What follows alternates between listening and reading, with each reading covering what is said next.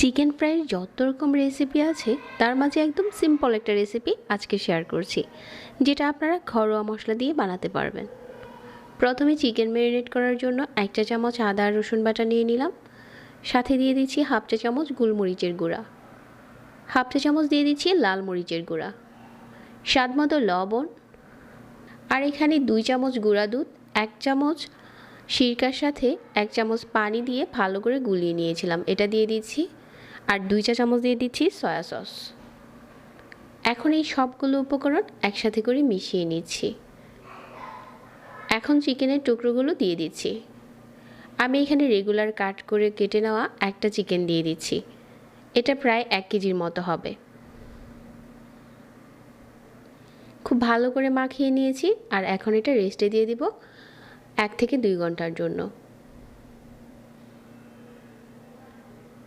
1-2 ঘন্টা পর একটু বড় বাটিতে নিয়ে নিচ্ছি 2 কাপ ময়দা, আর এখানে 2 চা চামচ দিয়ে দিচ্ছি কর্নফ্লাওয়ার, 1/2 চা চামচ গোলমরিচের গুঁড়া, 1/2 চা চামচ দিয়ে দিচ্ছি লবণ, আর 1/2 চা চামচ লাল মরিচের গুঁড়া। এখন শুকনো উপকরণগুলোর সাথে সব কিছু একসাথে করে মিশিয়ে নিচ্ছি। যে চিকেনটা আগে থেকে ম্যারিনেট করে রেখেছিলাম এটা এখন নরম হয়ে গেছে। প্রথমে এখান থেকে একটা লেগ নিয়ে এরকম ময়দাতে খুব ভালো করে গড়িয়ে নিচ্ছি। ক্রিস্পি চিকেন ফ্রাই বানানোর জন্য এভাবে করে চেপে চেপে চিকেনের গায়ে ময়দাটা প্রথমে খুব ভালো করে লাগিয়ে নিতে হবে।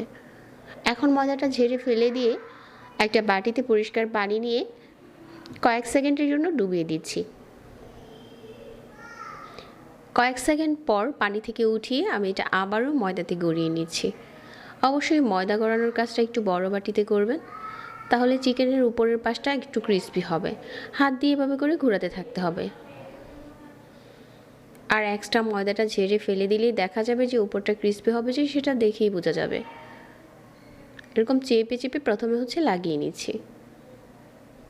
এখন এক্সট্রা ময়দাটা এভাবে করে ঝেড়ে ফেলে দিচ্ছি।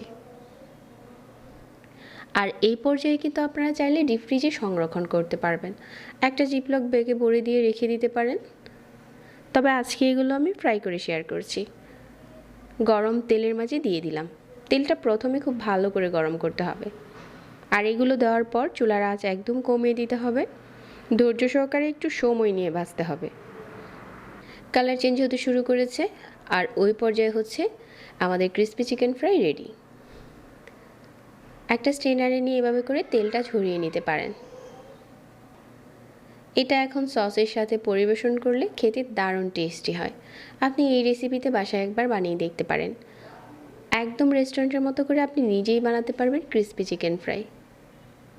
আশা করছি আজকের সিম্পল রেসিপি সবার ভালো লেগেছে। প্রতিনিয়ত নতুন রেসিপি পেতে পেজ ফলো করতে ভুলবেন না। আজকে এখানেই বিদায় নিচ্ছি।